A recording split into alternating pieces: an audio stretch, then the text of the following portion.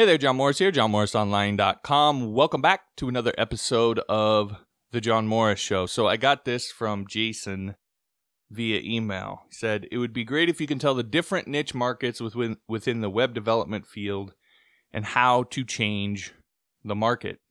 And this is actually something I get a decent amount when I talk about picking a niche and so forth within web development and specializing instead of marketing yourself as a generalist and so forth. But here's the thing. There is no list. That's not how this works. A niche is it's a subset of a market. It's a group of people. It's about people. It's human beings. So it's a group of people who all want a similar thing. A membership site, a landing page, a business website, a real estate website, whatever it is. It's just a group of people who want a similar thing.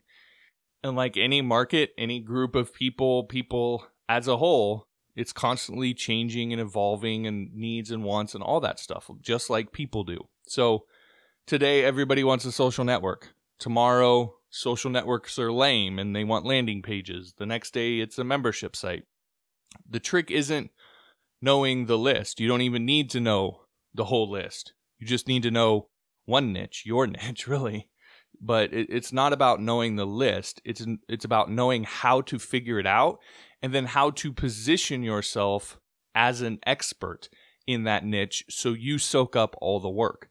That's really all this is. I mean, in concept, it's really simple, but there's some specific things you got to do in order to do that. So again, it's not a list, it's a process. And I kind of learned this the hard way. This is actually what got me on this early on in my career.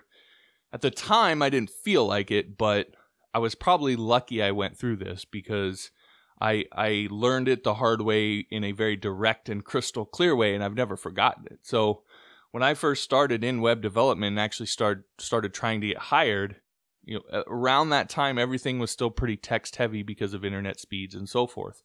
And it was just getting to the point where speeds were fast enough that it didn't take like an hour to download an image and all that. So the big thing at the time was the move from mostly kind of text-based websites into more image-heavy and image-driven websites.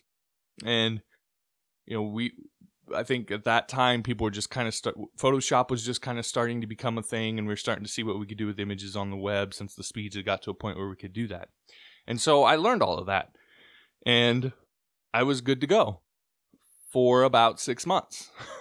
And then shortly after that, things were moving very quickly back then. WordPress hit it, and then Joomla and Drupal and all these. I don't know the exact timings of all of those things, but to me it seemed like all of this stuff hit kind of all at the same time. And before I knew it, the big thing became database-driven websites. That became kind of the buzzword. And that suddenly every client that I had, that's what they wanted. And I had no clue because what I had really done was learn how to use front page and how to put together an image-driven website using front page. I hadn't actually learned any of the code. And so I wasn't able to do it. I lost a lot of clients and I basically went out of business.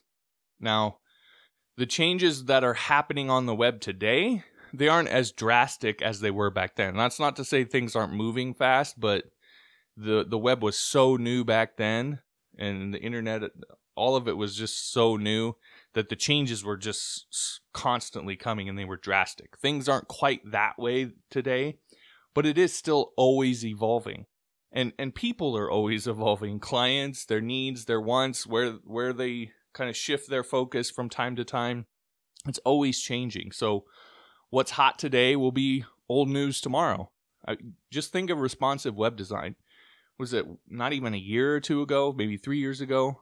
You couldn't bat an eye without someone preaching to you about responsive web design. Now it's just kind of a given. It's not even a thing, really. You still do it, but it's not this just big, huge movement like it was at that time. And that's just kind of how things go. So it's not the list. It's learning the process. It's about keeping your fingers on the pulse of the market, understanding how to do that, and then understanding how to take advantage of niches when they're hot to be able to suck up all of that work.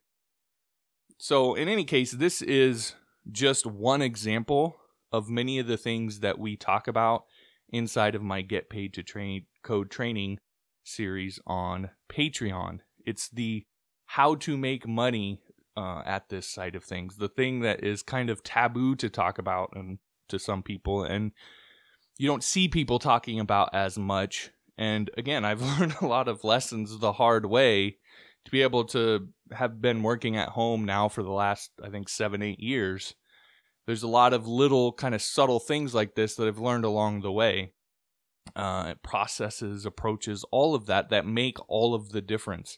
Oftentimes, the difference between where you're at and where you want to be in terms of this side of things is just a little tweak in how you're saying things, how you're approaching things. Things that you don't think necessarily matter all that much actually are the critical factor in whether or not someone hires you or not. And so it's about seeing it from that side of things, seeing it from the client's perspective. And again, just a lot of things I had to learn the hard way that you don't have to. So if you want an easier and faster path to making coding your full-time living, then this is, in my not so humble opinion, one of the best ways that you can do that. Now, decide that for yourself, but all the details are at johnmorrisonline.com/Patreon.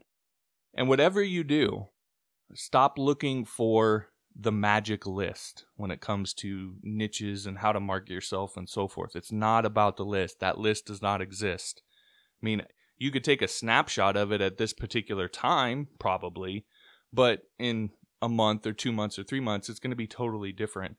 And you're just going to constantly be stuck searching for that list. It's kind of the old saying, you give a man a fish, he eats for a day. You teach him how to fish, he can eat for a lifetime.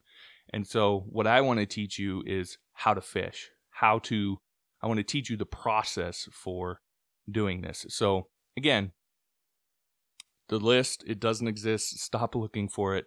It's about the process. All right, that'll do it for this episode. Again, thanks for watching. If you haven't yet, be sure to subscribe wherever the button is, and we'll talk to you next time.